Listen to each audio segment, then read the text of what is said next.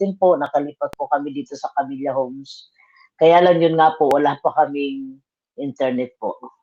Sige po, so ito po, nakikita nyo naman siguro yung ating topic is about count up. Ano po? Count up. Nasanay tayo pag nagtatapos po ang bagong taon, ay pag nagtatapos ang taon at sasalubong ng bagong taon, ang tawag natin ay countdown. Lahat tayo nag-countdown ng 2024. So, Nakikita, simulan naman natin. Hello po? nakikita nyo po? Opo, nakikita ko po. So, actually, sa inyo po sa inyo pong kopya yan. Ako po ay meron pa akong kopya sa aking tablet. Ang mahalaga po, naririnig niyo po ako. Amen? Amen po. Amen. Praise the Lord. Sige po. So, katulad po na sinabi ko, ang ating topic ay count up naman kasi nag-countdown na po tayo ng 2024. So, count up and andito na ulit tayo sa kalahatian na uli po ng January 2025. So, hindi na tayo countdown. Ano po, count up naman tayo. Praise the Lord. Ng mga gagawin ng ating Panginoon sa ating buhay. So, tingnan po agad natin yung ating pong teksto. Ay matatagpuan po sa Isaiah 43 verses 18 to 19. So, Isaiah 43, tingnan po natin sa ASND translation. Nandito po sa akin, sabi dito, pero wag na ninyong isipin pa ang nakaraan. Sabihin natin po, wag na po natin isipin yung 2024. Dahil bagong bagay na ang gagawin ko. Ito'y nangyayari at nakikita na ninyo. Gagawa ako ng mga daan at bukal sa disyerto. And then tingnan po natin doon sa translation ng TPT. Sabi po sa Isaiah 43, 18 to 19, stop dwelling on the past. Don't even remember these former things. I am doing something brand new, something unheard of. Don't you perceive it? I will make a way in the wilderness and open up flowing streams in the desert. So sa Tagalog, ang sabi po sa atin, wag na natin isipin pa ano po yung last year. Wala na tayong magagawa doon, mga kapatid. Ano man po ang gawin natin, ay tapos na po yun. Ano po, close page na po yun. Kung nasaktan ka man nung nakaraang taon, kung nung nakaraang taon nag-fail ka man, kung nakaraang taon naman ikaw po ay malungkot, kung nung nakaraang taon meron ka mga unanswered prayer, ano po. So, wala na tayong magagawa po doon. Tapos na po yun. So, kaya count up po tayo dahil ang sabi ng Panginoon, I am doing something brand new. Pag tinanong ko kayo ngayon, sino ang gusto ng brand new? Ano po, kahit ano man yan, gamit, ano po, ay lahat tayo gusto natin ng brand new. Ano po? So, we cannot change. Ano po? We cannot change what happened last year. Ano po?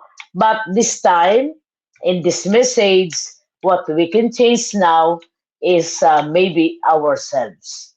Wala na tayong magagawa pa doon. Nangyari na yon. Wala na tayong dapat sisihin pa. Wala na tayong dapat pa na balikan pa sa nakadaang taon. Kung tagumpay man po ito, nakita na ito ng Panginoon at may reward ang nakahanda sa atin. Kung ito man po yung kabiguan ng nakaraang taon, tapos na po ang istorya po nung last year. Ano po? Nakita-kita tayo po, naalala ko, December 25. Ako po yung napa-duty ng pamula po ng alas 11, ano po, ng gabi. So, ngayon po ay bagong taon, nasa kalahatian na tayo ng taon. So, kung titingnan po natin, sa ngayon, ano po, sabi ng Panginoon, move on, do not dwell on the past. What is our past? On last year. So, pangit man yon, kabiguan man yon, ano po, it is already done. Kinasaktan man tayo, kinagtagumpay man tayo, ki-answer prayer man tayo, o hindi, it is past year. Ano po? And then now, we are now here in this year 2025.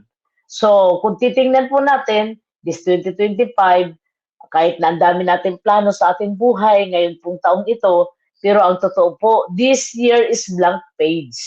Ano ibig sabihin po ng blank page? Life is uncertain in this year. This year, 2025 is uncertain. Tingnan natin yung nangyari po sa California, sa US, ano po, kung titingnan po natin.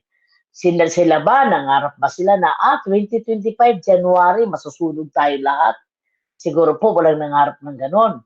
Ano po, walang nangarap na may mamamatay. Ano po, walang nangarap na masisira ang lahat ng kabuhayan.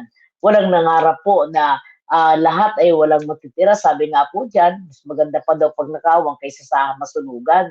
At least kapag napagnakawan, ay may matitira pa. Pero pag sunog, walang matitira. Nakita natin yung istorya, merong $100 million, merong $7 million, at kung titingnan po natin, wala silang nailigtas. So, sinong nagplano noon? Sinong may gusto noon? Wala. Because life is uncertain. Ano po? So, hindi natin na po kayang balikan yung nakaraang taon. Tapos na yon, sarado na po yun. It is already done. Ano po?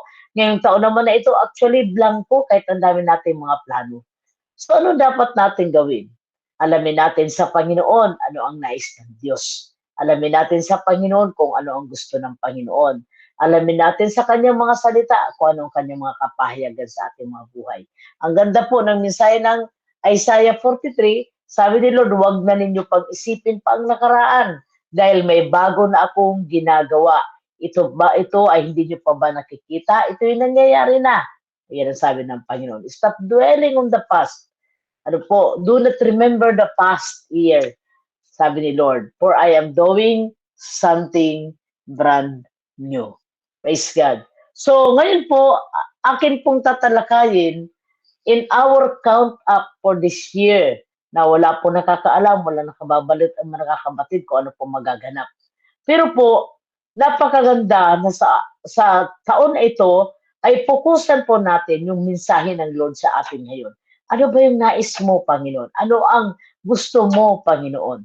Kasi kung tayo ang tatanungin lahat, siguro po, isang page, ang dami natin gusto, kaya natin isulat, 2 page, kaya natin isulat ng mga bagay na gusto natin. At ang katotohanan po, marami tayong plano na hindi naman talaga lahat nangyayari. Depende kung ano ang kalooban lang ng Panginoon. Ano po? So, ano po ang mahalaga in this year? Ano po? Actually po, one of the very important this year, we need to go back to our discipline. For us to having a count up. For us not to having countdown. Ano po, huwag yung matatapos agad yung ating mga buhay, kundi doon tayo sa sinabi ni Lord na Psalms 91 verse 16, with long life will I satisfy you and give you salvation. Kapag tinanong ko kayo ngayon, gusto nyo bang mahabang buhay? Siyempre lahat tayo, amen. Gusto nyo ba ng matagumpay na buhay ngayong taon? Siyempre lahat tayo magsasabing amen. Gusto nyo ba na tayo po'y blessed this year? Siyempre sasabihin natin lahat, amen. Alam nyo po, ang pinaka-mensahe ni Lord na unang-unang ibinigay ni Lord, alam nyo naman po, nagbabad po ako sa Prayer Mountain, ano po, the very first day of this year, talaga pong nakinig akong maigi sa Panginoon. Lord, anong mensahe mo this year? Anong nais mo this year? Alam niyo po, one of the important message of the Lord, ano po na naibaba sa aking puso. Siguro kayo may mga mensahe din tinanggap sa Panginoon. Isi-share ko naman ngayon yung mensahe tinanggap ko sa Panginoon during the time that I'm in the prayer mountain. So one of that is, we will have breakthrough in this year. Ano po? So, salamat sa Lord dahil sinasabi niya kung ano ang plano niya sa atin, kung ano ang gusto niya, kung ano ang mararanasan natin ngayong taon, kung ano yung inihanda ng Lord sa atin ngayong taon. So, that is one thing. Ano sabi ni Lord? I will give you breakthrough this year. So, before we will discuss that breakthrough, first of all, dito muna tayo sa number 1. Number 1 is, we need to have discipline. What is that discipline na gusto ng Panginoon? 1 Corinthians 9:27. If we want breakthrough, then we need to do this discipline. Sabi niya po sa The Message version, I don't know about you, but I'm running hard for the finish line. Ano po, dinidisiplina ngayon ni Pablo ang sarili niya. Nahihirapan man siya, pero ang mahalaga sa kanya, marating niya ang finish line. Alam nating lahat, alin ang finish line natin? Yung makaharap tayo sa Panginoon. At sasabihin ni Lord sa ating lahat, well done, anak ko. So I'm running hard for the finish line, sabi ni Pablo. I'm giving it everything I've got. No lazy living for me. I'm staying alert and in top condition. I'm not going to get caught napping, telling everyone else about it and then missing out myself. Sabi po sa TPT version ng 1 Corinthians 9:27, but I train like a champion athlete.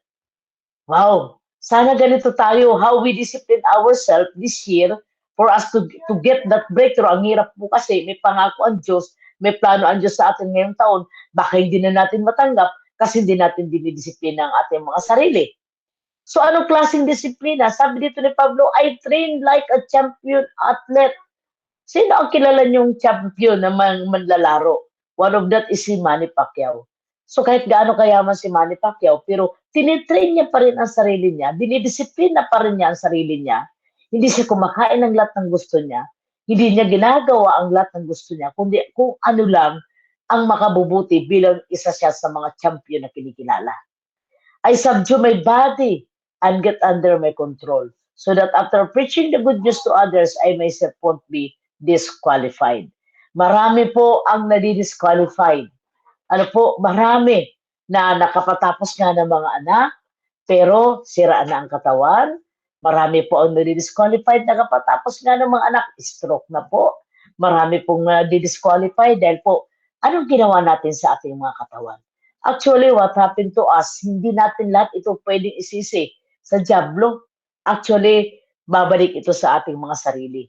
Because I want to say to everyone again, narinig nyo na ito sa akin, you are what you eat. Mula nang ikaw ay natuto na kumain at alam mo na paano kumain on your own, ano yung mga food intake mo? Ngayon sisisihin natin, ang taas ng sugar ko, what happened? Baka naman hindi ka disiplinado sa mga sweets, baka naman hindi ka disiplinado sa rice. Ano po? Ang sabi dito, sa easy version, I make my body do what I want it to do. I make it like my slave. I have told God message to other people. Now, I do not want to lose the prize myself. So I try very hard to obey the rules of the race. Sabi sa Tagalog po, dinidisiplina ko ang aking katawan at sinusupil ko ang masasamang pagnanasa nito. Dahil baka pagkatapos kong pangaral ng magandang balita sa iba ay ako naman ang hindi makatanggap ng gantimpala. Ang gantimpala po, hindi lamang po buhay na walang hanggan. Sinabi din ng Panginoon na parito siya para bigyan tayo ng isang buhay na kasiya-siya. Ano po? So kung titingnan po natin sa ating mga sarili ngayon, yes, ang daming revelation ng Lord. Yes, ang daming mga promises ng Panginoon. Mayroong pagtatagumpay, mayroong pag-angat ng buhay, may kasaganaan sa buhay. Ano po? Pero paano pa natin ito mai-enjoy kung sira na ang ating katawan? Paano pa natin ito mai-enjoy? Ano po? Kung tayo po ay, sabi nga po dyan, mai-expired na yung ating katawan. Why? So sabi nga po dyan, ano ang ginawa natin? Pero sabi ni Pablo, I make my body do what I want it to do. Titiyakin ko na disiplinahin ang aking katawan at susupilin ko ang masasamang pagnanasa nito.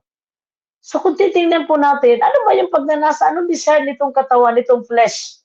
Masyado tayong spiritual, pero hindi tayo balance. Masyado tayong spiritual, grabe tayo sa prayer, grabe tayo sa word of God, grabe tayo sa worship, pero kumusta naman yung food intake mo?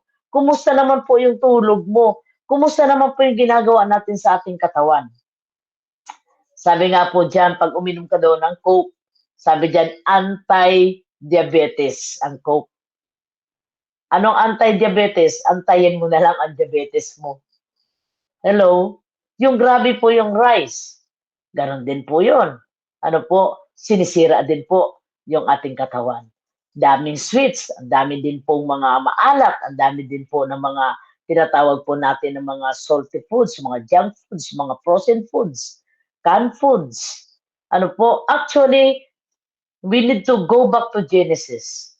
Kaya minsan, Kapag wala tayong ulam sa misa, ang nandyan gulay lang, nakasimangot ang marami. Ano ba naman yan? Mahirap ang buhay, gulay lang. Hindi mo alam na hindi pinoprovide ni Lord yung meat na gusto mo kasi sinisira na yung katawan mo, no? Kaya yun yung provision ng Lord na dapat sabi ng Panginoon, in everything give thanks. Tignan niyo po, sino ang malulusog ngayon? Yung nakatira sa bukid o yung nakatira sa city? Sino po yung malulusog ngayon? Ano po, yung pumipitas lang ng mga dahon sa tabi-tabi o yung gumagawad ng mga dilata po sa groceries?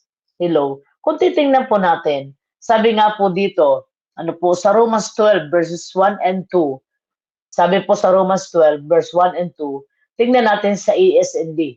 Kaya nga mga kapatid, nakikiusap ako sa inyo, alang-alang sa maraming pagkakataong kinaawaan tayo ng Diyos. Ang ganda po ng translation. Alang-alang sa maraming pagkakataon na kinaawaan tayo ng Diyos. Mga kapatid, kaya buhay pa tayo ngayon, kinaawaan tayo ni Lord. Ano po, kung titingnan natin, nagpasko lang, nag-New Year lang, parang wala nang umaga, yung kinain natin, 10 klase po tayo. Ano po, lahat isiniksik natin sa ating katawan. Ngayon, magtataka ka, mataas ang blood sugar mo, magtataka ka, mataas ang cholesterol mo, magtataka ka, mataas ang creatinine mo, high blood ka. So what are you doing? Ang sabi nga po dyan, you are what you eat. So kumusta? Kumusta ang food intake natin?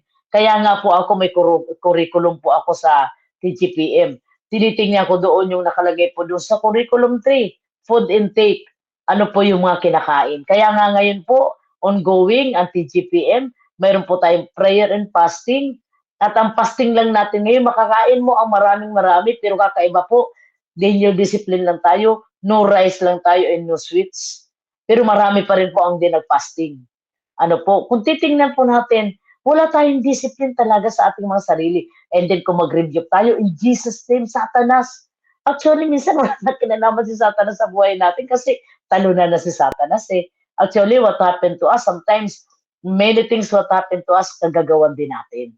Ano po? Kaya sabi dito, marami ng pagkakataong kinawaan tayo ng Diyos. Kinaawaan tayo ng Diyos. Ibigay ninyo sa Kanya ang inyong mga sarili bilang mga handog na buhay. Banal, kalugod-lugod sa Kanya. Kumusta po? Buhay pa ba? Kumusta po? Banal ba? Itong katawan natin ay handog natin kay Lord. Kalugod-lugod kaya sa Kanya itong katawan natin. Huwag niyong tularan ng mga pag-uugali ng mga tao sa mundong ito. Hayaan ninyong baguhin kayo ng Diyos sa pamamagitan ng pagbabago ng inyong mga isip. So, ang pagkain po, mindsetting. Hello. Kapag ka sinabi nitong tiyan, gusto ko ng matamis, gusto ko ng maalat, sasabi ng isip, ibigay. Gusto niya. Pero sabi dito ni Pablo, babaguhin ko ang aking sarili sa pamamagitan ng pagbabago ng aking isip para malaman ninyo ang kalooban ng Diyos kung ano ang mabuti, kung ano ang ganap, kung ano ang kalugod-lugod sa paningin ng Diyos. Sabi ni Lord, whatever you do, either you drink or you eat, give glory to God. Kumusta po ang food intake natin mga kapatid? Yung mga iniinom natin, nagbibigay ba ng glory kay Lord? Sabi ng iba, ay bishop, ay nanay, pag pinag-pray ko po yan, sabi ni Lord, lahat po yan, nililinis niya na. Okay, kapag pinag-pray mo ba yung cook, nagiging tubig? Hello? Ibig sabihin, kailangan pa rin natin po yung discipline. So, sabi po dito, sa translation po ng The Message, so, here's what I want you to do. God helping you. Take your everyday ordinary life. You're sleeping, you're eating, going to work, and walking around life, and place it before God as an offering. So ang ating katawan, ang ating pagkatawa, ang ating buhay na ito, kapag ito po ay inilalapit natin kay Lord at ibinibigay natin sa Lord, sabi po dito, as an offering. So the way you sleep, the way you eat, is an offering to God. Embracing what God does for you is the best thing you can do for Him. So ang pinaka-the best na magagawa natin, itong templong ibinigay sa atin ng Panginoon, ingatan natin dahil mananagot tayo sa may-ari nito. Don't become so well adjusted to your culture that you fit into it without even thinking. Instead, fix your attention to God. Yung kultura natin, minsan sinasabi natin, eh kami po kasi pamilya, lahi natin, lahi po namin ang malalakas po kami kumain, eh kami pong pamilya, lahi namin yung kumakain po kami ng napakarami pong taba. Kami po, lahi po namin yung kumakain kami lahat ng mga pagkain na ganito. So kaya lahi, hindi po talaga totoo yung lahi ng mga high blood, hindi po talaga totoo sabi ng doktor. Dahil lahi, ang gusto sabihin po noon, yung naging lifestyle ng tatay mo, lifestyle mo rin. Yung lifestyle mo, lifestyle din ng anak mo. Kaya kung high blood yung tatay mo, high blood ka rin. Kaya kung high blood ka, high blood rin yung anak mo. Kasi yung lifestyle, ito yung sinasabi ni Pablo, don't become so well adjusted to your culture that you fit into it without even thinking. Instead, fix your attention to God. You will be changed from the inside out. So, hindi lang yung mahalaga yung mga sinasalita natin, hindi rin lang mahalaga yung atin po mga ginagawang paglilingkod, mahalaga rin po what is inside of us. You will change from inside out, readily recognize what He wants from you, and quickly respond on it. Unlike the culture around you, always dragging down to itself of immaturity. God brings the best out of you, develops will for maturity in you. So, kung titignan po natin, yung kultura minsan, hindi naman dapat laging susundin. Okay? Kung hindi naman makakabuti po sa atin. Ano po? So, baka naman kayo kumakain pa ng mga dugo, mga kapatid. Sasabihin nyo, ay, ngayon ko lang yan kinanay narinig. Pero ako talaga matakaw dyan sa dugo. Pero sabi po ng Bible, paulit-ulit po, ang dugo hindi pagkain. Ano po? It is a blood. Nandyan po lahat ng dumi. Ano ng hayop? Nandyan po lahat ang sakit ng hayop. Kaya kung titingnan natin, kapag kumakain ka ng dugo, sakitin. Ano po? So, I believe, sabi dito po sa TPT translation, beloved friends, what should be our proper response to God's marvelous mercies? Ano sabi doon sa Tagalog? Sa maraming panahong kinaawaan tayo ng Diyos na kahit na ganun ang ginawa natin, pag tayo nanalangin ng kagalingan, pinagagaling tayo ng Diyos. Pero matapos tayong pagalingin, ano na naman yung ginawa natin sa ating katawan? How to maintain healing? Ano po, minsan, lalapit tayo kay Lord, ito may sakit na naman ako, parang sinisisi pa natin si Lord, parang iniisip natin, pinabayaan tayo ng Lord. Pero ang totoo, pinapabayaan po natin yung ating mga sarili. To surrender yourselves to God, to be sacred living sacrifice, and live in holiness, experiencing all that delights His heart, for this become your genuine expression of worship. Stop imitating the ideas and opinions of the culture around you, but be inwardly transformed by the Holy Spirit through a total reformation of how you think. This will empower you to discern God's will as you live as beautiful, satisfying, and perfect in His eyes. So tandaan po natin, ano po, kapag tayo po yung kumakain, ano po, worship din po yung kay Lord. How you take care the temple of the Lord. Ano po? Because kung mayroong mga pangako pala sa atin ng Lord, paano pa natin matatanggap at paano pa natin may enjoy? We will eat the fruit of this land. Ano po? Paano pa natin po matatanggap? Paano pa natin mararanasan po yung kasaganaan na nais ng Panginoon sa atin kung hindi na pala tayo pwede kumain? Kasi po, hindi na pwede, may butas na tayo sa lalamunan. Ano po? So, dahil hindi na po pwede, dahil nga po, sira na po yung ating katawan. So, how can we enjoy that all promises of the Lord? So, let us ask forgiveness from the Lord right now. Lord, forgive me. Grabe lang pala ako sa worship. Grabe lang pala ang faith ko. Grabe lang pala ang aking prayer life. Pero po, wala pala akong discipline sa aking sarili. So, we need to discipline ourselves. So, kung titingnan po natin Joshua 1:5 and then verse 11, sabi po sa ESND, walang makakatalo sa iyo habang ikaw ay nabubuhay, sasamahan kita gaya ng pagsama ko kay Moses. Hindi kita iiwan o pababayaan. Now the question, nagpabaya ba ang Lord? Kailanman hindi nagpabaya ang Diyos. Pero ang sabi dito sa verse 11, libutin ninyo ang kampo at sabihin ninyo sa mga tao na maganda sila ng mga pagkain. So, food issue pa rin po ito. Maganda sila ng mga pagkain dahil sa ikatlong araw mula ngayon, tatawid tayo sa ilog ng Jordan para ang kinanang lupa ay ibinigay sa atin ng Panginoong Diyos. So we must take care of our food intake so that you will benefit and enjoy the breakthrough of your life. Sabi dito, sa ikatlong araw tatawid tayo, ihanda ninyo ang inyong mga pagkain. Anong ibig sabihin po? Mahalaga sa kanila yung food. Mahalaga kung ano ang dapat nilang kakainin. Ano po? So sabi diyan, no one can stop you from taking this land as long as you live. Pangako ito ng Panginoon na walang magkakatalo sa atin habang tayo nabubuhay. Pero bakit ganito ang sitwasyon ng ating buhay? Bakit po? Andiyan naman yung pagsama ni Lord. Hindi naman tayo kailanman iniwan ng Panginoon. It is because of being undisciplined. Sabi ni Lord, I will be with you. I will never leave you alone. So sabi niya dito, go through all the places where the people live, tell them to get food. Ano po, ready for journey in 3 days. So because you will cross the Jordan River, you will begin to take the land for yourselves. This is the land that the Lord your God is ready to give you. Nakahanda na po yung blessing natin this year. Nakahanda na po yung mga pangako ng Diyos sa atin this year. Nakahanda na po yung breakthrough ng Panginoon sa atin this year.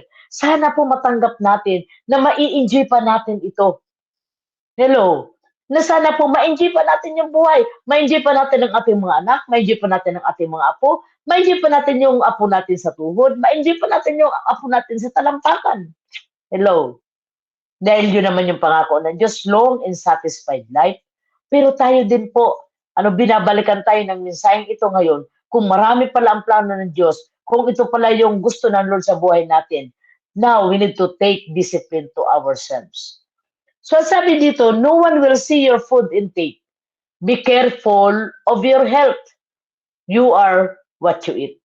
Ngayon, hindi ko naman kayo kita, hindi nyo rin ako kita, malay nyo kung anong kinakain ko, malay ko kung anong kinakain ninyo, pero ang sabi po dyan, be very careful. Sabi dito, sa word na kaisin, a noun in Japanese, means improvement whether it is big or small, one time or continuous. Pag sinabi pong kaisin, ano po, it is a noun in Japanese, na kapag sinabi pong kaisin, ibig sabihin po, walang patid na pagbabago. Ano po, ibig sabihin ng kaizen, tuloy-tuloy lang. Kahit dahan-dahan, basta may pagbabago. So, anong ibig sabihin po? Hindi ko naman sinabi sa inyo na huwag na kayong kumain. Hindi ko naman sinabi sa inyo na, kinakailan isang takal na lang, isang kutsara na lang. Ang mahalaga ngayon, at least may isa kang focus. You have kaizen. You focus on one thing at a time. Halimbawa, ngayon, tinatanggal ko muna ngayon sa TGPM yung rice and sweets. At sabi doon, dahan-dahan, basta tuloy-tuloy. Ano po, walang patid na pagbabago. Nag-fasting nga tayo. Actually po ako, noong January, sinaway ako ni Lord ng fasting. Pag sinabing fasting, yung water intake lang. Ano po, sabi ni Lord, magpa-fasting ka, pero after that, 40 days, ano na naman yung gagawin mo? Sabi ni Lord, mas gusto ko yung discipline. Mas gusto ko yung danger discipline. So ano yun, Lord? Sabi ng Panginoon, alisin yung rice, alisin yung sweets. Ano po, alisin yung mga maalat. So, kung titingnan po natin, totoo naman. Nagpapasting tayo ng 40 days, pero throughout the year, undisciplined tayo. Sabi dito sa kaisin, di bali na, dahan-dahan, di bali na po, dahan-dahan lang siya, basta may pagbabago. Basta, yung pagbabago po, tuloy-tuloy. Practice it until you get results. So sabi ko nga, Panginoon, okay na ako within these days, hanggang ngayon, 22 days na that I have no rice. So okay na po ako. Hindi na ako craving, hindi na ako struggling. So now, sabi ko, ang pupukusan ko naman is the sweets. Ano po? So, kasi kailangan i-mindset din natin. Sabi ni Pablo, tuturuan ko ang aking katawan na gawin niya kung anong gusto kong gawin. Kaya lang po, ang nangyayari, dinidiktan tayo ni Tiyan. Sasabihin ng Tiyan sa atin, gutom na ako sa sweets. Gutom na ako pag wala akong kanin, mahina ang buhay ko. Imposible po yun. Kasi ang kanin po hindi naman sa protein. Ang nagpapalakas po sa atin is protein. At yung protein, hindi lang nakukuha sa mga meat. Ano po, nakukuha din ito sa mga nuts. So sabi dito, huwag nating iasa ang kalusugan natin at tagumpay sa iba. Amen po ba? Hindi pwedeng iasa natin sa iba na kapag tayo sinabihan, tayo titino. Pero kapag wala nang nakatingin, ayan na, dudukot na tayo sa rip. Ano po, alam nyo, may ganyan po kami inalagaan. Gumagapang talaga papunta ng rep. Bawal sa kanya ang matamis kasi nga po, diabetic. Gumagapang talaga yun sa gabi para lang makakain ng cake, para lang makakain ng ice cream. Ayun po, wala na po siya ngayon. Ano po? So, wag nating iasa yung kalusugan natin at tagumpay sa iba. So, choices is very important, ano po, in our life. Every day is a matter of choice. Ano po? Because your choices will determine your destiny. Ano po? So, good can conquer the best. Sasabihin natin na, po, hindi ko po talaga kaya po yung no rice, hindi ko po talaga kaya po yung no sweets. Ano po, hindi ko talaga kaya hindi maalat. So what will happen to you after 5 years? Na yan ang ginagawa mo, na habit mo, na sinusunod mo yung gusto ng katawan. What will happen to you? Ano ka na? Kumusta ka na? O yung mga pinagpundaran mo, yung mga pinaghirapan mo, gusto naman ni Lord talaga mahabang buhay sa atin eh. Pero ba't nagiging maikli ang buhay ng marami? Because of being undisciplined. It is good to eat, but it conquer the best. Ano po yung the best?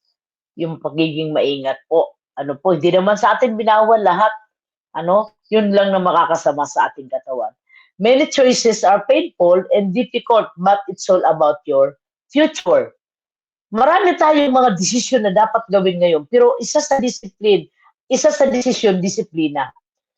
Yung disiplina ito sinasabi ko, maybe this will be painful to you, maybe this will be difficult to you, but this is about your future.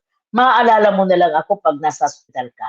Maaalala mo na lang ako kapag ka bumagsak ang kriya mo. Maalala mo ako kapag ka ikaw ay nagkaroon ng stroke, nagkaroon ka ng problema. Sasabihin mo, tama si nanay. So choices will determine your future. Ano po? So, either yung choice mo sa buhay is magdisiplina ka, napakahirap. Kasi kung alin yung bawal, yun ang masarap. Kung alin yung hindi pwede, yun yung hinahanap. Ano po? Kung alin yung nakakasama, yun yung gustong-gusto. Maalat na nga yung tuyo, isasawsaw pa sa tuyo na may suka. So, kung titingnan po natin kung ano yung bawal, yun yung masarap. Pero ano sabi ni Pablo? Sana wag kayong susunod sa mga ideal ng ng kultura, Sana wag ganon. Kundi sabi diyan, teach your body to do what you want to do it. Turuan natin siya. Kasi kaya nga ang isip ay nasa taas. Para itong lahat na ito, sabi nga po diyan, kapag ang brain po natin na nagka-problema, kahit malusog yung katawan natin, magkukumatos tayo. So ano po yun? Pag ayaw na po mag-command yung ating brain. So ang ating brain po, sa left side, nagkukuman po siya. Sa right side ay ang memory natin. So nagkukuman po siya kung anong dapat niyang gawin. So sabi dito ni Pablo, dapat sana isubmit natin ang ating mga sarili sa Panginoon. Surrender yourself to God. Ano po, hindi naman natin kaya. Ang sabi dito, that transformation through the help of the Holy Spirit. Sabi natin, Lord, tulungan mo po ako. Sobra ko na pong takaw. Gluttony na po ito. Lord, tulungan mo po ako. Tutulog na lang ako, naghahanap ako ng ice cream. Panginoon, tulungan mo po ako, Panginoon. Nag-coke na ako, nag-ice cream pa ako. Panginoon, tulungan mo ako. Nakakaapat ako na kanin sa mga inasal. Lord, tulungan mo ako, Holy Spirit. Tulungan ka naman talaga, ipapaalaala sa iyo. Pero kailangan sumunod ka. Amen? So, yun po yun, ang una. First of all is about His discipline. So, punta na tayo po doon sa promise ni Lord. Ano po, ang dami siguro sa inyong pangako si Lord. Pero ako po, ito ang gusto kong i-share sa inyo na ibinigay ng Panginoon, that we will have breakthrough this year, 2025. So, what is that breakthrough? Ano ba itong breakthrough na ito na sinasabi sa atin? Ano po? Ano ba itong sinasabi niya? Ang breakthrough po na ito, pag sinabi pong breakthrough sa Tagalog, pambihirang tagumpay. Ano po? Sa English po, instance of achieving success, assurance or advance, an act of instance or move beyond obstacles. Ano po? Ayan po, ayan nung nakita po ng ating kapatid na inihanda. Pero po sana maganda sana walang maso, yung katawan mo lang. Meron pong isang picture niya na pag dumaan ka, hindi mo nakalambuksan ang pinto dahil po yung dadaanan mo mawawasak. Ano po? Ibig sabihin po, ang breakthrough is like that. You move beyond obstacles. Yun po yung ibibigay sa atin ni Lord this year. May mga advanced blessing. Ano po? Merong mga instance blessings. Ano po, mayroon pong mga blessing ngayon na hindi mo pa inaasahan ay darating na kaagad. Ibig sabihin instance, ano po. So, instance passing through a barrier. Kung sa military po or kaya sa warfare, ang ibig sabihin po ng breakthrough, assault that penetrates a borderline or defensive line. Alam niyo po yung hindi ka mag-iintay na lusubin ng kaaway, hindi ka mag-iintay na padalang ka ng mga pana at saka ng mga missiles, hindi ka mag-iintay na ikaw yung ratratin. Pag sinabi pong breakthrough, ikaw yung lulusob doon sa kampo ng kaaway, sila yung ratratin mo, sila po yung lulusobin mo. Ano po, you penetrate a borderline of the enemy. So, hindi lang ikaw defensive, kundi ngayong taong ito, offensive ka. Na ngayon pa lang, wala pang nangyayari, when you pray, offensive ka, Panginoon, hindi ko pinapayagan ang espiritu ng kaguluhan ngayon. Hindi ko pinapayagan, Lord, ang espiritu ng kawalan ngayon. Hindi ko pinapayagan ang espiritu ng kahirapan ngayon. Hindi ko pinapayagan, Panginoon, ngayon ang mga gawa ng kaaway. Sinasaraduan ko ito. That is being offensive. Ano po? So, ang ibig sabihin, that is what we mean about the breakthrough. Ano po? So, kung titingnan po natin, ang sabi po dito ng Panginoon, dito sa pangalawa nating topic about the breakthrough, we need a reset heart. I-reset natin yung ating mga puso. Kung last year lulugo-lugo ka, ngayon hindi, you need to be strong. Kung last year malulungkutin ka, you need to enjoy this year. Kasi ang malulungkutin na puso, madaling namamatay po yan. Tingnan niyo po yung mga may cancer, pero masaya pa rin, ang tagal ng buhay kahit may cancer na. Kasi masaya siya. Ginagawa niyang positibo ang buhay. Tanungin natin yung matatanda, ba't sila nasa edad ng 90s? Kasi sila, masasayahin sila. Ano po? So, kung ang puso natin last year, puno ng virus. Ano yung virus? Eh di yung mga hinanakit, yung mga tampo, yung mga galit, mga hinanakit, mga sama ng loob, virus po yun. Kapag nireset mo po ang isang computer, ano po, kapag nireset mo po yan, para mawala yung virus, so, yung mga old files po, tinatanggal. Ano po, sabi natin, uy, naghahang ang computer ko, kailangan ko na itong i-reset. So, pag reset po yan, ang gagawin natin, wala tayong magagawa, kundi yung mga old files, ano po, na nandyan, tatanggalin. Yung virus po ay kinakailangan tanggalin. Sa buhay natin, tumatakbo na po itong taon na ito. Pero po saan naman ang ating puso? Baka ang laman ng puso natin, tulad pa rin nung last year. Baka ang laman ng puso natin, kabigatan pa rin, katulad ng last year, dala mo pa rin ngayon. Alam niyo po, yun ang unang-unang ginawa ko nung ako nasa Prayer Mountain. The very first night na nandoon po ako, January 2. Ano po, January 1 po, bumaba na ako, January 2 po. Nandoon ako, and then, alam niyo po, inunload ko lahat. Lord, sabi ko, ayoko nito. Ako po, Lord, ay maglalakbay ngayong taong ito, mabigat ito. Ayoko nito, ayoko nito. So, inunload ko po lahat yun sa Panginoon. Ano po? Let us reset our heart. Let us inquire to God. Kinakailangan tayong mag-inquire kay Lord, katulad ni David. Sabi po sa 2 Samuel 5:20 sa CEB, sabi dito po, then David asked the Lord. Ibig sabihin, David prayed to God. Should I attack the Philistine? Will you let me win? The Lord told David, attack, I will let you win. David attacked the Philistine and defeat them. Then he said, sabi ni David, I watched the Lord break through my enemies like a mighty flood.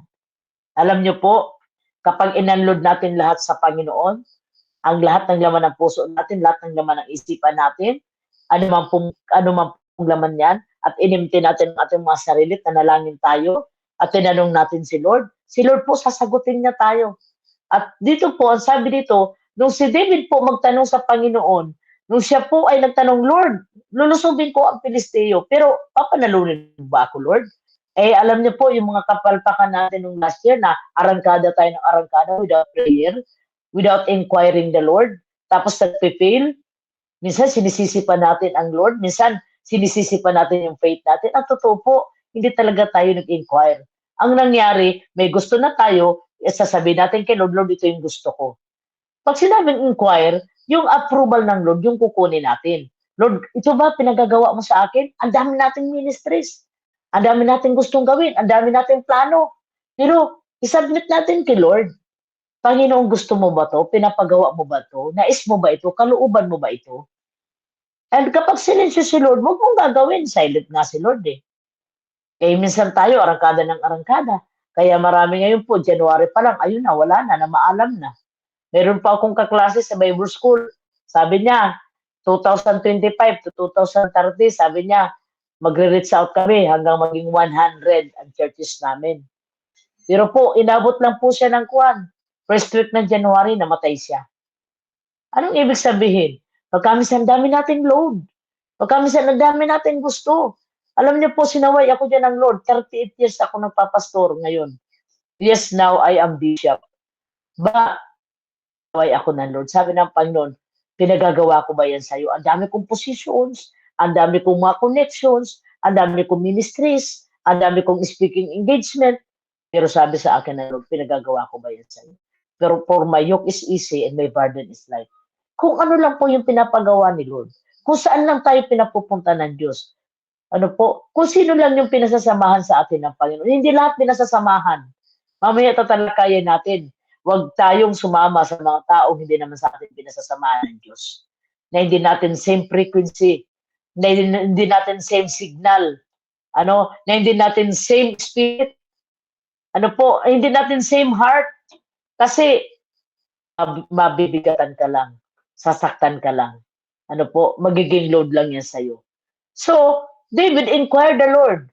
At na sinabi yun ni Lord na, attack, sabi ni Lord, I will let you win. Nagtanong si David, sabi po sa Tagalog, Panginoon, sasalkayin ba namin ang mga Filisteo? Ipatatalo niyo ba sila sa amin? Sumagot ang Panginoon, oo, lumakad na kayo dahil siguradong ipapatalo ko sila sa inyo. So, sabi dito ni David sa CEV, sabi ni David, I watched the Lord break through my enemies like a mighty flood, katulad ng rumaragasang baha ang ginawa ng Panginoon sa aking mga kaaway. So, kung titingnan po natin, this breakthrough, grabing tagumpay, pambihirang tagumpay ang ibig sa atin ng Panginoon. Halaga, matuto tayo na iset natin yung ating heart, i-reset natin ang ating mind. Yung mga ayaw ng Diyos, tanggalin na natin. Yung mga hindi nakakalugod kay Lord, tanggalin na natin. Kung may mali tayong motibo, kung may mali tayong intention sa paglilingkod, iayos natin ang ating mga sarili. Kinakailangan naka-align ang puso natin at isipan sa Panginoon. Kinakailangan maganda yung motibo ng ating puso at isipan. Kung titingnan natin si Rahab, isang prostitute. Bagamat siya ay nagsinungaling, pero maganda ang kanyang intention, maganda ang kanyang motibo. Dahil kanya pong iniligtas yung mga lingkod ng Panginoon. Kung titingnan po natin, sa ngayon, kumusta ang motibo at intensyon ng ating puso? Bakit mo yan gagawin? What is the intention of your heart? Bakit mo yan pupuntahan? What is the motive of your heart? Marami po ngayon ang magugulat pagharap sa Panginoon. Maraming deed works. Ano po yung mga deed works? Mga bagay na ginawa mo na hindi naman sa'yo pinagawa ng Diyos. Mga lugar na pinuntahan mo, hindi naman pinapupuntahan. Mga taong sinamahan mo na hindi naman sa'yo pinapasamahan ng Panginoon. Alam niyo po, ang sabi po dito, we need to focus for what is priority. Ano po yung priority ngayon? Let us prioritize people with the same frequency. Hindi lahat ipi-please. We cannot please all men. Hindi lahat ng tao matutuwa sa atin. Hindi lahat ng tao ay magsabi tayo ng yes para lang huwag magagalit sa atin. We can say also no, kahit magalit sila kasi hindi naman sa atin pinagagawa ng Diyos. So let us prioritize people with the same frequency, with the same signal. Pag sinabing frequency, kung yung magkatulad kayo ng frequency, ibig sabihin ng frequency, magkatulad kayo ng signal. Baka iba naririnig niya, iba naririnig mo, kapatid. Baka iba yung gusto niya, iba yung gusto mo. Pero ba't magkasama kayo? Sumar din lang po yan. With the same flow. Baka siya, ang gusto niya, ay mamasyal lang mamasyal. Baka ikaw naman ang gusto mo, mag-evangelize na mag-evangelize. So, the same spirit. Baka ibang spirit niya, ibang spirit mo. Baka yung spirit niya ay jealous, pero ikaw secured ka. Ano? So, same signal kayo. Meron kayong same na espiritu. May same flow, may same frequency kayo. So, prioritize those people. Alam niyo po, hindi lahat ng tao na kasama mo ngayon who you have the same frequency. Kaya unload natin yan kay Lord, manahimik tayo sa kanila. Hindi ko naman sinabing awayan natin sila. Hindi ko naman sinabing din na natin sila babatiin. Batiin pa rin natin bilang kapatid sa Panginoon, but do not accompany with them. Do not be connected to them. Manahimik ka sa kanila. Alam niyo po ako, ilang mayayaman ngayon na grabe po magbigay, pero yumabang na gusto na akong diktahan, nanahimik po ako sa kanila. Dahil ang Diyos ko ang aking provider. Hindi ako natatakot doon sa mga ang lalaki mag-tithes, pero diktador sa pastor. Ang lalaki magbigay, pero dominant sa pastor. Hello, matapang sa pastor, disrespect sa pastor, bastos sa pastor. So alam niyo po, nananahimik ako sa mga ganyan tao. Nilelet ko po yan. Sinisit aside ko po yan. Ano po, kahit yung nagbibigay sa iyo ay 100 lamang, 500, 1,000, pero maganda ang puso, maganda ang isipan, napapasakop sa iyo, sumusunod. Amen? Wala kang agony, wala kang burden. Anong ibig sabihin? Hahaba ang buhay mo kasi masaya ka kapag kasama mo siya. Pero kapag kasama mo siya, lagi ka na lang na umiiyak. Kasama mo siya, lagi ka na lang na may agony, lagi ka na lang stress. Kapatid, baka hindi kayo same frequency. So focus, and prioritize people with the same frequency. And the last part of my message is about the coming of the Lord. So lahat tayo ngayon, sabi ng Panginoon, many are called, but you are chosen. So sigurado tayong chosen. Amen. Hindi lahat ng tinawag ay napili. Tayo napili. Amen. At ang sabi diyan, many chosen, sometimes yung iba nadideceive pa. Ano po, kaya ang iba chosen na sana, pero nadeceive pa, so hindi nagiging remnants. Tayo ngayon nananatili sa righteousness and holiness na walang ibang gusto kundi bigyan ng kaluguran ang Panginoon at sundin ang Panginoon sa buhay natin. Ang tawag sa atin mga remnants tayo. Kaya nga po yung TGPM, ang pangalan natin, TGPM, Beloved Bride of the Lord. So, hindi lang tayo remnants, but tayo mga remnants, we are now preparing ourselves as bride. Because the Lord is coming very, very soon. Nakita na natin lahat ng tanda. Darating po ngayong January 25, magkakaroon po ng parade of planets. Parang ini-imagine ko, parang ano ba to? Ba't ito yung nakahilira? Ito ba sasalubong na ba to sa King of Kings and Lord of Lords? I don't know, no? Ito yung nangyari po sa California. Ano po yung nangyari sa Turkey? Ano yung nangyari sa Hong Kong? So kung titingnan natin, napakaraming signs in heaven. Napakarami pong mga palatandaan na ang Panginoon ay nalalapit na at sobrang lapit nang dumating. Ano po? So kung titingnan po natin, kung si Lord pala ay malapit nang dumating. So let us be mindful, remnants of the Lord, that being a remnants, to become a bride of the Lord. Hindi lang tayo nananatili sa Panginoon ng mga remnants, kundi tayo po ay mag-iintay bilang isang bride na babalikan ng ating Panginoon. So yung pong mga bride, ano kulay ba ng damit? May nakita ba kayong bride na kaitim? May nakita ba kayong bride na putikan? Ang isang bride na kaputi. Ang isang bride po, walang dumi ang kasuotan. At ang isang bride po, hanggang sa siya'y makasal, hindi niya inuhubad ang kanyang kasuotan.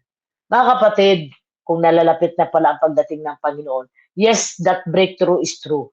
Mamadaliin ni Lord yung mga blessings sa atin. Mamadaliin ni Lord yung mga pag-unlad sa buhay natin. Mamadaliin ng Panginoon lahat ng mga pangako niya sa atin. Ipo-fulfill lahat ng Panginoon dahil malapit na siyang dumating. At sana kapag dumating ang Panginoon, hindi tayo nakahubad ng ating kasuotan. Anong ibig sabihin, mga kapatid? Nananatili tayo sa katotohanan. Ibig sabihin na uuhaw tayo sa kabanalan. Ayaw natin ng mga kultura ng mundong ito. Ayaw nating makisabay sa mga TikTok ng mundong ito. We are dancing in the Spirit. We are praising the Lord, worshiping the Lord, giving glory to God. Nauuhaw tayo sa presensya ng Diyos. Nauuhaw tayong manalangin at makipag-usap sa Diyos. Nauuhaw tayo at nagbababad tayo sa mga salita ng Panginoon. Yun po yung bride ng Panginoon. So sabi po sa Joshua, last verse, chapter 5, verse 4 to 6, sabi po dito, ito ang dahilan bakit tinuli ni Josue ang mga lalaki. Nung umalis ang mga Israelita sa Ehipto, ang lahat ng lalaki ay natuli na. Pero ang mga isinilang sa loob ng 14 taon ng paglalakbay nila sa ilang ay hindi pa natuli. Nang panahong iyon, ang mga lalaking nasa tamang edad na para makipaglaban ay nangamatay dahil sa hindi sila sumunod sa Panginoon. Sinabi sa kanila ng Panginoon na hindi nila makikita ang maganda at masaganang lupain na ipinangako niya sa mga ninuno. Alam niyo po, nang umalis sila sa Egypt, lahat ng mga lalaki pinacircumcise. Pero yung mga pinanganak po sa daan within 40 days, 40 years, sila po yung mga uncircumcised. Kaya sabi doon, ito yung mga kabataan na nasa edad 20 pataas na handa nang maging sundalo. Pero dahil hindi sila tuli, sila'y pinatay lahat ng Panginoon. Ano ang sabi dito? Dahil hindi sila sumunod sa Panginoon. Alam niyo po, as we are waiting the Lord, we need to become obedient in the Lord. Meron po mga tao ngayon na rebellious. May mga tao po ngayon na mga stubborn. May mga tao po ngayon, mga Kristiyano na mga callous heart. Pag sinabi pong callous heart, wala nang nararamdamang conviction, may kalyo na ang puso, sabi sa Proverbs. Mga stubborn, mga stiff-neck, yun ang sabi po ng Biblia, na kahit na anong pihit mo, na kahit na anong rebuke mo, kahit na anong pagpapaalala mo, turo mo, yung gusto pa rin nila, ang gusto nilang masunod. Ano po? So kung titingnan po natin, ano sabi dito? Dahil hindi sila sumunod, sila'y pinatay ng Panginoon. Alam niyo po, seryoso po ang salita ng Diyos. Kung tayo ay hindi makasusunod kay Lord, kung ayaw na nating sumunod sa Panginoon, baka may dahilan ang Diyos para kunin na tayo ng Panginoon. Ano po, marami po ang kinukuha na ni Lord na ayaw nang sumunod sa Panginoon. Pero thanks God, sa oras na ito, tayo pong lahat na uuhaw na sundin ang kalooban ng Diyos. Kaya naman pinahahaba ng Diyos ang buhay natin. Amen? Kahit may karamdaman, pinagagaling naman tayo ng Diyos. Kahit may problema, sinusolusyonan naman ng Panginoon. Kung may mga pangangailangan, ibinibigay naman ng Panginoon. So kung titingnan po natin, to this breakthrough, ano po, this year, all aspect of our life, financial breakthrough, relationship breakthrough, ministry breakthrough, self breakthrough. So lahat po yan, lahat ng pambihirang tagumpay sa buhay natin nakahanda this year. We will have advancement this year. Maa-advance po ang mga blessing. Ano po? At ipipenetrate po natin, ano po, with defensive line, ano po, of the enemy. Hindi yung tayo po yung tagasanggan na lang. Kapag may ginagawa ang kaaway, wala pang ginagawa ang kaaway, wawasakin na natin yan sa pangalan ni Jesus. Ano po, ibig sabihin, ayaw natin ang gawa ng kaaway. Alam natin, identify natin ang kilos ng kaaway. So, anong gagawin ni Lord? Ayaw natin ng mga bagay na ayaw ng Diyos. So, ano lang ang gagawin ng Lord? Now, the breakthrough is coming. That is like a mighty flood, rumaragasang pagpapala. Ano po, nadadali ng Diyos sa buhay natin. So, ito lang po in my conclusion. Please, take your discipline. Ano po? Let us offer our life unto God. Mamatay na tayo doon sa mga sarili nating gusto na nakakasira naman sa ating katawan na hindi naman nakalulugod kay Lord. Na hindi naman nakakapagbigay kasiyahan sa Panginoon. So train yourself like a champion athlete of the Lord. Sasabihin mo, Lord, for the sake ng pangako mong buhay, nakasiya-siya. Gusto ko, Lord, mahabang buhay na walang ago ni Lord. So sabi dito, let us pray that our body, ano po sabi dito, make our body do what we want to do. Lord, sinasubmit namin sa iyo ang mga katawan na ito. Sinusurrender namin ito sa iyo, Panginoon. We must die to our flesh, Lord God. Yung mga bagay na gusto namin, pero hindi naman magbibigay kabutihan. Lord, disiplinahin mo kami, supilin mo kami sa masasamang pagnanasa. Yung mga pinapanood ng mata namin na masasama, Panginoon, tulungan mo kami. So let us offer our life to God. Sabi ng Panginoon, then walang makakatalo sa atin habang tayo nabubuhay. Ang sabi ni Lord, This is the land. This is the blessings that the Lord is ready to give to us this year. Be ready, mga kapatid. You will receive the breakthrough of the Lord this year. Just surrender your life to God. Just respond to God's marvelous mercy. Sabi ni Lord, maraming pagkakataong kinaawaan kita. So wag natin sasayangin yung awa ng Lord sa buhay natin. Let us reset our heart. Let us inquire the Lord.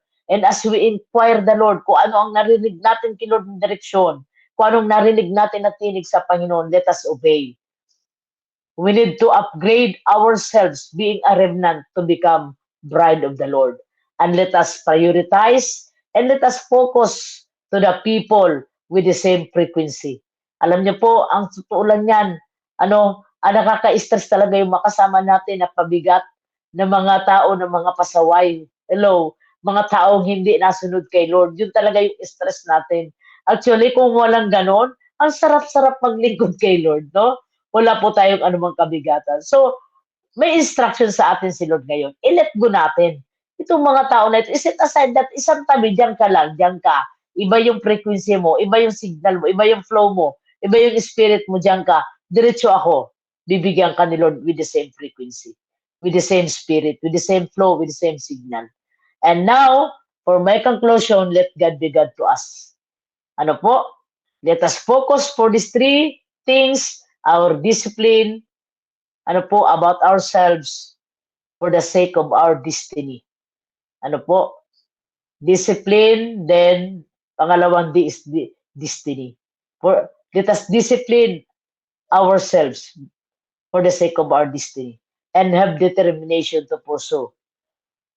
So, let us have kaisin. Kahit dandahan, basta tuloy-tuloy na pagbabago. Amen po? And then focus on one thing at a time. Practice until we get it. At huwag nating iasa ang ating kalusugan, ang ating tagumpay at mga pangako ng Diyos sa ating buhay sa iba. Pagpalain kayong lahat ng Panginoon, and ang ating puminsay ngayon is about count up. Amen? Na wala nang masasayang na mga efforts, mga finances, wala nang masasayang na mga panahon. Dahil po, ang lahat ng gagawin natin, yung nais lamang ng Panginoon sa atin na magbibigay ng karangalan at kaluwalhatian sa ating Panginoon. Amen po. Pagpalain po kayong lahat ng Panginoon, and God bless. Lahat po tayo may breakthrough this year. Amen. And asahan po natin na ang salita ng Diyos ay gagawin niya sa ating mga buhay. Tayo po'y sumunod sa kanyang mga salita at naway sa ating pagsunod. Amen. Matanggap natin yung mga pangako ng Panginoon. Manalangin po tayo para sa salita ng Diyos. Lord, salamat po sa iyo, Panginoon. Malapit ka nang dumating. Kaya lahat ay tutuparin mo sa aming mga buhay. Ipo-fulfill mo ang aming mga family. Ipo-fulfill mo, Lord God, ang aming mga finances, Panginoon. Ipo-fulfill mo, Panginoon, ang aming mga vision. Ipo-fulfill mo, Lord God, ang aming mga ministries, Lord God. Before you come, Lord God, more than breakthrough pa, O Diyos, ang aming tatanggapin galing sa iyo. Lord God, you can do it because you can do what you want to do because you are our God. Panginoon, do it. Whatever you want to ask, Lord God. Thank you, God, for the breakthrough this year. Panginoon, breakthrough for Prayer Warriors family. Breakthrough, O God, for the GPM family. And through our families, biological and spiritual, Panginoon. Yung pambihirang tagumpay, Lord, sa aming mga buhay. Pambihirang pagpapala, O Diyos. Hallelujah. Lord, yung advanced blessing, Panginoon. Lord God, yung advance beyond obstacles, Panginoon. Lord, salamat po, O Diyos. Hallelujah. Panginoon, for the breakthrough this year, Panginoon. Help us, Lord, to identify those people, O God, with not the same frequency to us.